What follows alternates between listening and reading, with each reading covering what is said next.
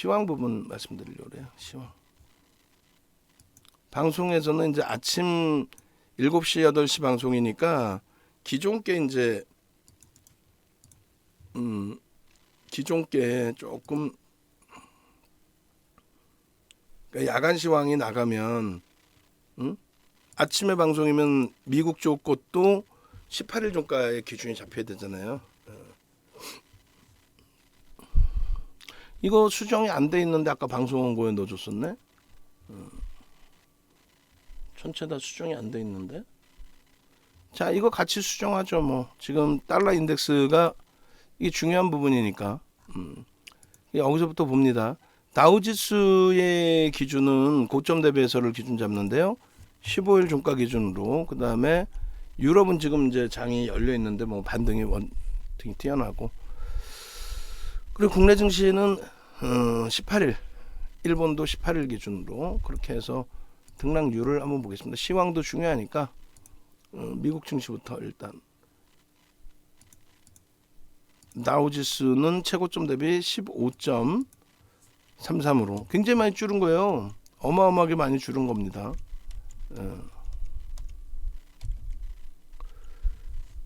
S&P 500 지수는 S&P 500 지수도 저 대문자를 소문자로 만들어 놓고 수정도 안 해놓고 방송 원고라고 저걸 주고 큰일인데 또 낮에 우리 직원분들 그렇게 뭐라고 했는데도 대표가 몸이 안 좋아서 방송을 못하면은 나머지 부분을 잘 챙겨야 되는데 29.36 이거 하나도 안 고치고 왜 방송 원고에 넣어놨지? 이해를 못하겠네. 29.36 제가 지금 다 고치고 있어요. 독일은 지금 장중 움직이고 있는 폭의 기준입니다. 21.03 다들 줄은 거예요. 하루 사이에 그 금요일 그리고 오늘 기준에.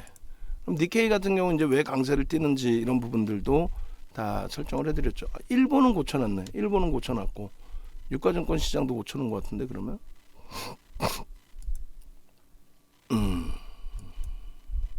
유가증권 시장도 안 고쳐놨네요.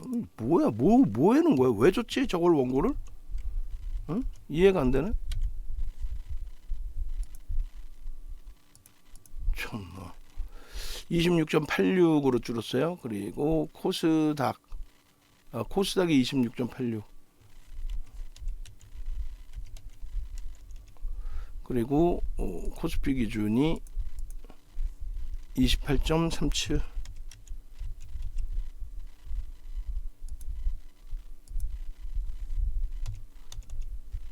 그렇게 해서 요 기준을 조금 이따 낱장 파일로 이제 뭐 낱장 파일이든 PDF 파일이든 전체적으로 올려드릴 겁니다. 올려드릴 거고 그 다음에 이제 그 달러 인덱스 부분도 지금 107.183이에요. 이것도 하나도 수정 안 해놓고 엔화나 이런 부분도 다 같이 보겠습니다. 상당히 중요한 내용이 되죠. 그래서 일본의 엔 같은 경우에 올해 들어서의 그 흐름을 놓고 보는 거 22년 기준에 평가 절하 21.80으로 소폭 안정화됐고 그 다음에 달러 파운드 13.77 얘도 좀 안정화가 됐고 그리고 달러인 유로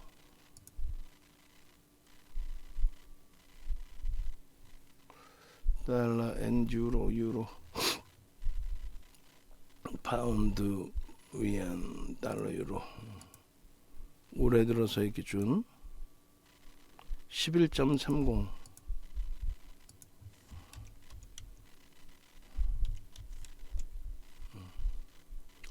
그렇게 돼 있고 그 다음에 우리나라 원 올해 들어서만 11.12 이번에 뭐 통화 수합을 하느니 마는 얘기가 있는데 지금 글로벌 시장의 달러 대비해서의 각국의 화폐 가치의 훼손은 우리나라는 그렇게 크지가 않아요. 1,300원을 뭐 넘겼든 안 넘겼든 객관적으로 놓고 봐야죠. 우리나라의 문제가 아니고 결론적으로 미국 달러 인덱스 자체가 달러화가 강세를 띠고 있는 거죠. 정책적인 기준이 많죠. 그래서 요 기준을 같이 이제 떠와서 놓고 보면은 이렇게 돼 있어요. 미국 다우지수 17%대 하락에서 15%로, 그리고 S&P 500 지수도 마찬가지 21.34에서 19.83으로 이런 식으로. 그 다음에 엔화도 달러 인덱스도 108에서 107로. 그러다 보니까 나머지도 조금 안정화가 됐다, 이렇게 해석을 하시면 될 것 같고, 그 다음에 국내 증시의 이제 약세 요인, 그간의 약세 요인, 뭐 8월 18일로 다시 설정을 해놓으면 세계 유일의 분단 국가다. 북한의 핵실험 예정된 부분, 그것을 현 정부가 강경 대응한다. 이것은 불확실성의 확산. 역대 지정학적 리스크는 단기 변동성이 확장이 됐지만 빠른 회복력을 나타냈다. 미국과 중국의 신냉전 체제까지 언급이 되고 있는데 그 부분은 국내 정세에 국한이 되고 있고 정정 불안에 대한 불확실성이다. 정책적인 또 정치적인 불확실성 부분이다. 그렇게 해서 이제 뭐 우리가 미국하고의 관계 부분 때문에 중국과 부딪히는 부분들이 좀 설정되는 그런 내용들, 이러한 부분들이 좀 많이 있죠. 사실상 그 부분에 대해서 부담스러운 요인들이 지수가 밀리니까 그것이 이제 확대돼서 또 해석이 되는 겁니다. 수출입 동향은 3개월 연속해서 무역 수지가 이제 무역 적자를 이제 기록했는데 이것은 시장 예측 범위 수준이다.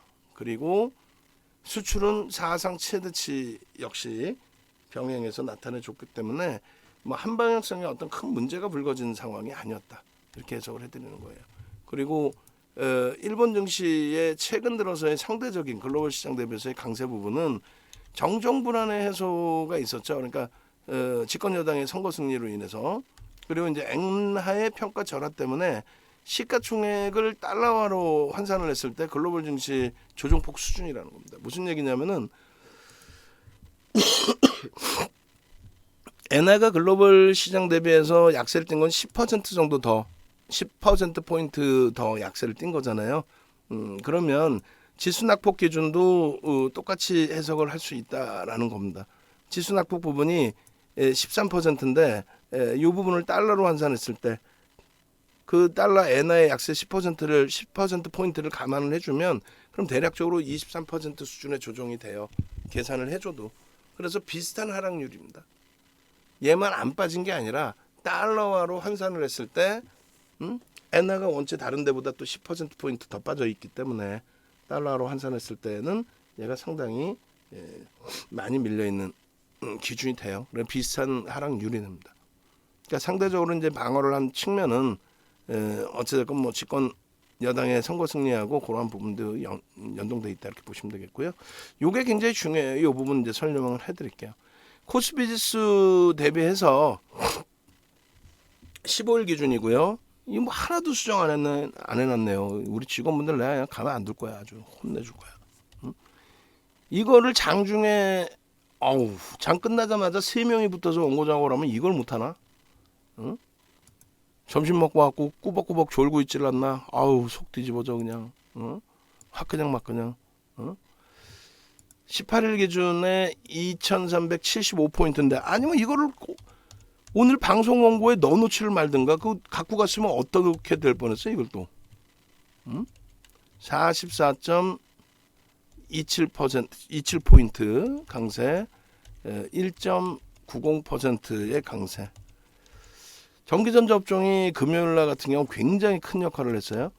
오늘은 이제 뭐 고 수준 평범한 수준이 되는데 상승 종목이 778개 종목, 부합 종목이 32개 종목, 그리고 하락 종목이 116개 종목. 시장이 올라야 전체 종목이 올라갑니다. 이 상태에서 이제 전기전자 업종의 등락률은 23,000 185.11포인트 플러스 몇 포인트예요? 451.87. 오늘은 뭐 시장 등락률이네요. 1%, 1.99%. 시가총액 비중이 이제 금요일 날 올라오면서 급격히 늘어났습니다. 37.06으로.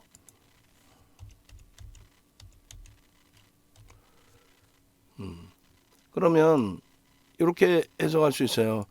시가총액 비중이 37.06이고 그러면 37.06 곱하기 1.99 거의 뭐 시장 등락률 수준뿐이 안 돼요. 그리고 전일 이제 지수가 2341포인트라고 잡을게 대략.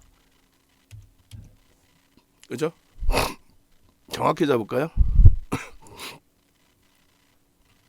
전일 종가가 2330.98 2330.98 2330.98 그렇게 44포인트 올라와서 그러면 여기 이렇게 곱해주면은 어느 정도 이제 그 전체 44포인트 중에서 몇 포인트를 이들이 들어 올렸는지가 나옵니다.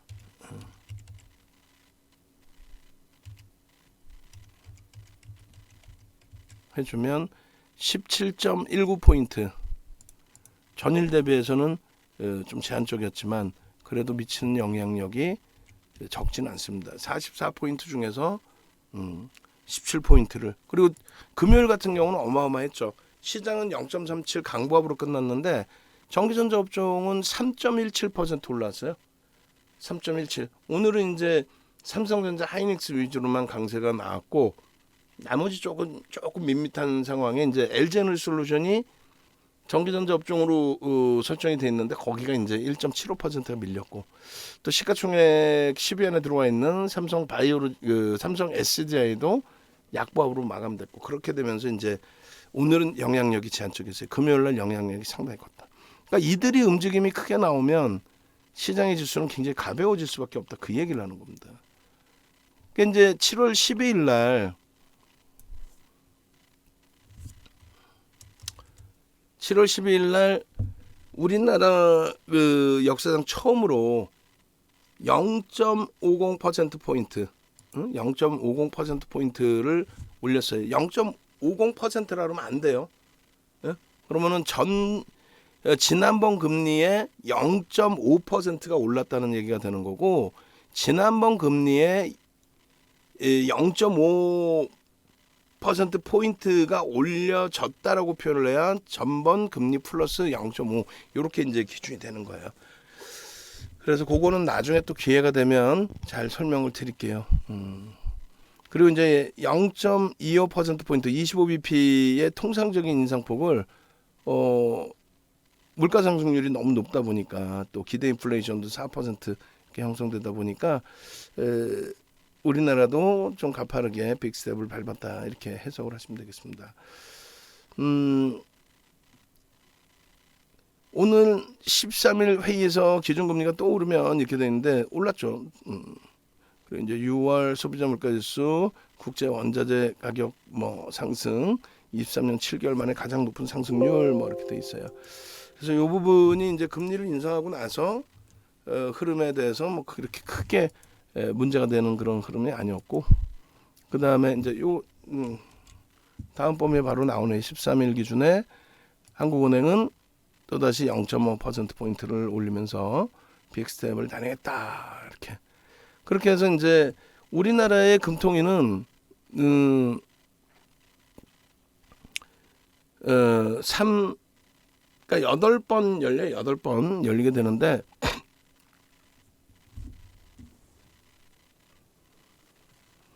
1, 2, 4, 5, 7, 8, 10, 11 이렇게 열립니다. 그래서 안 열리는 달이 12달 중에서 3, 6, 9, 12 요때가 안 열리죠. 그렇게 해서 이제 기준금리 기준에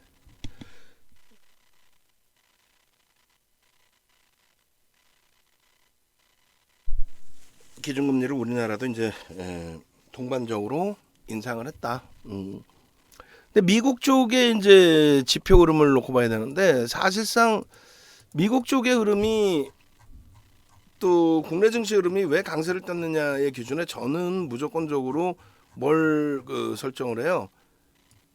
IT 쪽의 기준을 설정을 합니다. 그래서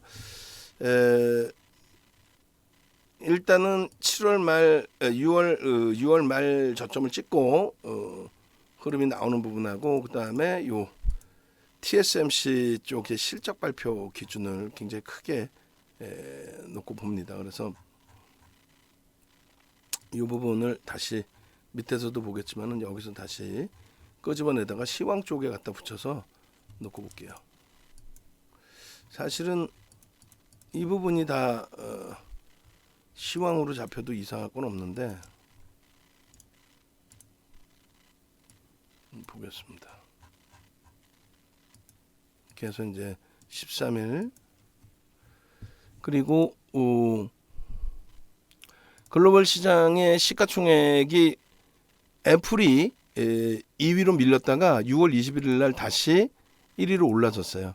그리고 이제 7월 1일 날 다시 사우디가 올라서고 그 다음에 애플이 다시 올라서고 그러고 나서 이제 7월 5일부터는 계속 애플이 1위입니다. 사우디는 이제 유가가 좀 100불 미만으로도 하향되고 이렇게 되다 보니까 거기서 이제 멈춰져 있는 흐름이 됐고요. 18일 날 기준까지. 그리고 시가총액 미국 기업들만의 시가총액을 놓고 볼 때 아쉬운 거는 이제 엔비디아가 시가총액 8위에서 좀 미끄러져 내려가고 아직 회복을 못하고 있는 건데 어찌됐든 반도체주들에 대한 해석 부분이 긍정적으로 나오면서 시장의 강세가 연출이 됐다. 지표 부분은 같이 볼 거예요.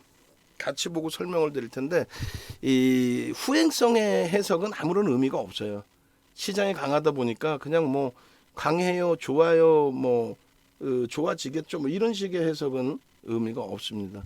완벽하게 어떤 그 흐름이었는지를 더 놓고 보시는 게 옳죠. 어찌됐건 지금 마이크론 테크놀로지사의 실적이 6월 30일 날 발표가 됐고 긍정적으로 해석이 됐습니다만 주가는 밀렸어요. 그래서 이날이 저점이 됩니다. 왜 긍정적이냐면은 어찌됐건 예상치보다 좋았단 말이에요. 그럼 우리나라의 삼성전자나 하이닉스의 2분기 실적도 긍정적으로 해석을 할 수 있죠. 다만 그 이후의 실적에 대해서 부정적인 해석이 좀 있다라는 건데 저는 그렇게 안 본다는 거죠. 저는 작년에도 한번 겪었죠, 여러분들이. 그러니까 35년 주식하면서 그런 부분을 한두 번 보는 게 아니에요. 결론적으로 이제 마이크론 테크놀로지사도 결국은 바닥을 찍고 돌리는데 그게 이제 7월 1일부터가 7월 1일이 저점이 돼서 돌린 거예요. 그게 20%. 하이닉스도 똑같이 7월 2일부터 저점을 찍고 하루 차이가 나죠. 2일 저점을 찍고 19.93%. 그러니까 우리나라의 수출 입동량 보시면은 지금 뭐 3개월 연속 수출이 두 자릿수 경상수지 적자, 무역수지 적자 이렇게 나와 있는데 근데 이제 수출도 사상 최대치고 수입도 원자재 가격의 강세 또 환율의 약세 때문에 수입도 사실상 어마어마하게 늘었고 수출도 어마어마하게 늘었어요. 근데 이제 공급자 말고 수요의 증가에 의한 수요가 증가해서 공급자의 문제가 된 거죠. 그러니까 지금 뭐 수요가 문제가 아니라 공급이 문제였다면 오일 쇼크 당시처럼 공급이 문제였다면 그거는 굉장히 심각한 문제가 될 수 있어요. 근데 그게 아니라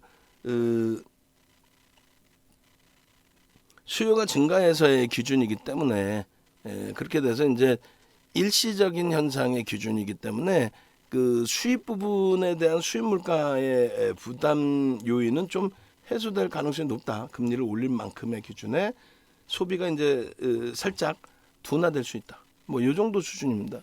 어쨌든 반도체의 지금 뭐 증감률 보시면 상반기에도 어마어마해요. 근데 이것이 주가에 반영됐느냐라고 했을 때 52주 신저가가 나오는 종목에 이게 무슨 뭐 반영이 됐다라고 어떻게 표현합니까? 52주 신저가가 나오고 있잖아요. 신저가가 나왔잖아요. 7월 1일까지. 하이닉스의 7월 1일 날 저점이 52주 신저가 랠리였단 말이에요. 실적은 상상을 초월하는데 말이 안 되는 얘기죠. 그러니까 하반기, 그러니까 피크아웃 그렇게 해서 하반기부터 실적이 둔화될 것이다. 그러고 나서는 또 그 이후엔 또 실적이 좋대. 그냥 뭐 말 같지도 않은. 그냥 결론적으로는 일단 어찌됐건 간에 지금 전 세계 파운드리 시장 반도체 위탁 생산하고 있는 대만의 TSMC가 사상 최대치 역대급의 실적을 냈단 말이에요. 그렇게 해서 14일 날 장 마감 이후죠. 발표가 됐어요. 그래서 15일 날 삼성전자 하이닉스가 5% 수준의 강세가 나왔고 거기에 연동돼서 이제 미국장도 강세를 띄었고 그렇게 되면서 오늘까지 연동이 돼 있고 여전히 미국장 또 유럽장이 강세를 형성하고 있고 3분기 실적 전망치도 굉장히 긍정적으로 나왔어요. 이렇게 되면서 이제 반도체 업황에 대한 시각 자체가 바뀐 거죠. 좀 더 하이닉스 보면서 좀 더 설명을 할 거예요. 결론적으로 그 TSMC의 호실적이 3분기에도 지속될 것이다, 확대될 것이다라는 게 주요한 내용이고요. 이 부분에 이제 반해서 이제 또 한 가지 기준. 아닌데 저거 말고 뭐요? 아니 시장에서 얘기하는 거는 이거던데 어떤 거요? 그 소비 관련된 내용, 인플레이션 관련된 내용이던데 그럼 그걸 하나씩 놓고 보시면 돼요. 해석이라는 것이 얼마나 웃기냐면 결과론적인 해석이 나오잖아요. 그러니까 그 결과론적인 해석에 대해서는 여러분들이 어느 정도 이해만 하고 넘어가시면 돼요. 이해만. 절대적이다 이렇게 맹신하면 안 되고 무슨 말이냐면은 13일부터 이제 오늘 것까지의 기준을 적용해서 놓고 보겠습니다. 미국 쪽의 기준 보시면 소비자 물가 지수가 9.1로 나왔어요. 이게 이제 근원이 아니라 전체를 다 포함시킨 기준이 되죠. 원래 이제 근원 소비자 물가 지수를 보는 게 맞아요. 근데 어찌 됐든 소비자 물가 지수의 이러한 6월치 기준에 9.1%가 나왔단 말이에요. 그러면 8.6 나올 때 폭락을 했었고 예상치 8.8을 넘어서서 9.1이 나왔는데도 시장은 탄력적인 반등을 나타냈어요.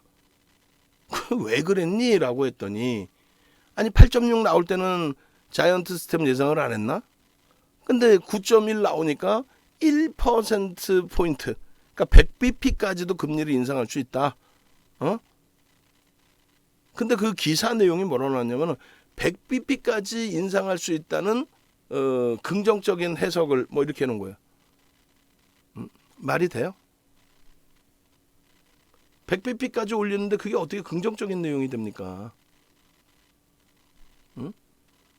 기존으로 따진다면 8.6까지 그 소비자 물가 지수가 나왔을 때는 75bp 올린다고 했을 때 이건 난리 난 것처럼의 조정이 나오고 난리가 났었잖아요. 저게 언제 6월 10일이지 않습니까? 6월 10일 날 CPI가 나왔다고. 그러나서 이제 7월 13일 날 나온 거고요. 근데 7월 13일은 급등이에요.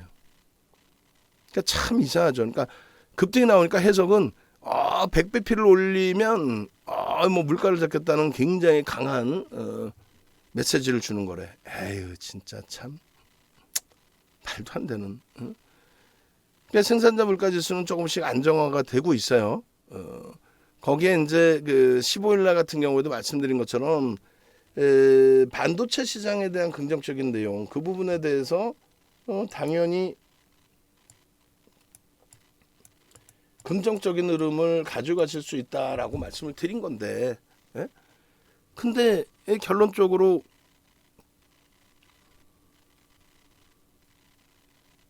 시장에서는 지표 부분에 있어서 이렇게 제가 순간 다른 거보다 깜빡하고 다른 거 생각했어요. 죄송합니다. 7월 15일 날 반도체 업황에 대해서 긍정적인 해석 부분 그것이 기술주의 강세를 이끌어냈고 시장을 견인했다라고 저는 해석을 하는데 물론 이 부분도 중요하죠. 당연히 소매 판매가 증가했어요. 참 이거 복잡해지죠. 소매 판매가 증가했다. 근데 이 부분이 만약에 CPI가 급격히 하향돼서 윤 정부는 급격히 하향될 수 있다고 그랬잖아요. 8.6이 아니라 7%까지 내려올 수 있습니다. 수요에 의한 거기 때문에 금리를 그렇게 올리면 당연히 수요가 위축이 돼서 급격히 내려올 수 있습니다라고 표현을 했는데 그렇지 않았어요. 더 올라왔어요. 근데 소매 판매 부분이 만약에 CPI가 급격히 내려와 있는데 소매 판매는 증가한 상태다라고 한다면 긍정적으로 해석할 수 있죠. 이해되세요? CPI는 소비자 물가지수는 하향 안정화가 되고 하향 안정화되는 속에서도 여전히 소비 심리는 위축되지 않는다. 소비 심리가 위축되지 않고 얘가 과열돼서 계속 인플레이션이 나오는 게 아니라 인플레이션 부분에 대한 우려감은 CPI에서 낮아져서 긍정적인데 소매 판매는 여전히 살아나 있어서 이 부분은 경기 침체가 아니라 잠시 둔화됐다가 바로 또 살아날 수 있다. 이렇게 해석할 수 있어요. 그런데 CPI가 9.1까지 올라갔잖아. 그 CPI가 9.1까지 올라간 상태에서 추가적으로 소매 판매도 1.0이에요. 그러면 이거는 악재지. 안 그래요? 악재지. 인플레이션 잡겠다는데 인플레이션이 안 잡히고 소매 판매도 증가해. 이것이 인플레이션이 더 올라갈 수도 있고. 근데 지수는 올라가. 그러니까 거기다 갖다 붙이는 건 뭐예요? 거기다 갖다 붙이는 게 이거죠. 심리지수. 미시간대 인플레이션 기대 심리. 이 부분이 기대 심리가 또 소비자 심리지수가 이 부분이 안정화가 됐다. 뭐 이런 내용을 바탕으로 해서. 결론은 잘 보세요. 이렇게 해석하시면 옳아요. 어느 거냐면 일단 소비자 물가지수 같은 경우에도 사실은 우리가 문제다라고 표현을 하지만 이미 보시면 2021년도에 이렇게 올라오고 있었다는 얘기예요. 2021년도에 가파르게 1월 달까지 해서 이렇게 가파르게 올라와 있었어요. 이미 7%까지 올라와 있었어요. 거기서 추가적으로 요만큼 더 올라온 겁니다. 그러니까 그 앞전에 이 상승 각도의 부분에 대해서 이 부분에 대해서는 문제 제기가 없었잖아요. 그죠? 그러니까 이제 뭐 정점 인식이 잡히는 구간에서의 추가적인 강세 부분인데 이것이 이제 에너지 가격을 빼고 나면 근데 에너지의 근본적인 부분은 지금 뭐 하향 안정화되고 있고 긍정적인데 전체적으로 이제 달러를 제외하고 나머지 통화 부분에 있어서 화폐 가치가 훼손이 되다 보니까 원자재 가격을 결제를 누가 기축통화인 달러로 하죠. 달러로 하다 보니까 조금 전에 보여드린 달러화 대비해서 이 나머지 화폐가 이렇게 평가 절하에 놓여져 있다 보니까 그러다 보니까 이 부분에 대한 인플레이션이 있단 말이에요. 또 그죠? 그럼 이 부분에 대한 인플레이션만 또 좀 잡혀주면 된단 말이죠. 결국은 시장에서 그렇게까지 심각하게 해석해서 들여다보지는 않는다는 얘기입니다. 지수가 조금 반짝하고 올라와서의 기준이 아니고 정확히 보시면은 해외 지수에서 WTI든 두바이든 보시면 자 월봉 기준에서 로그 차트예요. 로그 차트라는 건 퍼센테이지 차트라고 그랬죠. 이 퍼센테이지로 이게 이제 주봉으로 보시면 더더욱 그런데 이렇게 변동성이 확장됐던 거는 이렇게 2주입니다. 2주. 그죠? 그러나서 지금 어디에 있어요? 여기 종가가 여기입니다. 오른 게 있어요? 없어요? 없어요. 응? 여기서부터 여기까지 3, 4개월 동안에 올라온 상승률 대비 잠깐 반짝했다가 오른 게 하나도 없어요. 최근 5개월, 6개월 동안은 오른 게 없습니다. 그럼 사상 최대치 신고가 랠리를 연출할 때가 1월이란 말이에요. 응? 1월 대비해서 또 그 앞전 이 정도 유가에서는 85불 유가에서는 신고가 랠리가 지속되고 있었죠. 그거 대비해서 불과 뭐 얼마나 더 올랐다고 6개월 동안에 오른 게 잠시 치고 올라왔던 건 있지만 되돌렸잖아요. 제자리로. 그래서 결론적으로 이러한 부분들의 흐름을 유가의 변동성이나 이런 부분들의 흐름을 실질 눈으로 보시란 말이에요. 별로 움직인 게 없는 것 같은데 별로 움직인 게 없는 것 같은데 왜 유가가 초강세라고 얘기를 하지? 많이 올라와져 있어서 그런가? 1월달 그 사상 최대치를 형성했을 때 1월달에 지수가 미국 증시가 사상 최대치를 형성했을 때 거기 대비해서 올라온 폭은 종가가 여기니까 올라온 폭은 개뿔이나 속된 표현으로 개뿔이나 얼마 되지도 않는데 왜 이걸 갖고 호들갑을 떨지? 그 앞에 그렇게 많이 올라올 때도 폭등 랠리가 나오다가 뭐예요? 달러 대비해서 나머지 화폐 평가 절하가 크단 말이죠. 그것 때문에 형성되어 있는 물가 상승률 그 기준도 있다는 거예요. 많은 요인들이 있습니다. 많은 요인들이. 그러니까 한 가지만 가지고 놓고 볼 수 있는 범위는 아니라는 거예요. 이해되시죠? 그렇게 해서 일단 어찌됐건 이러한 기준점들을 차분차분하게 놓고 보시고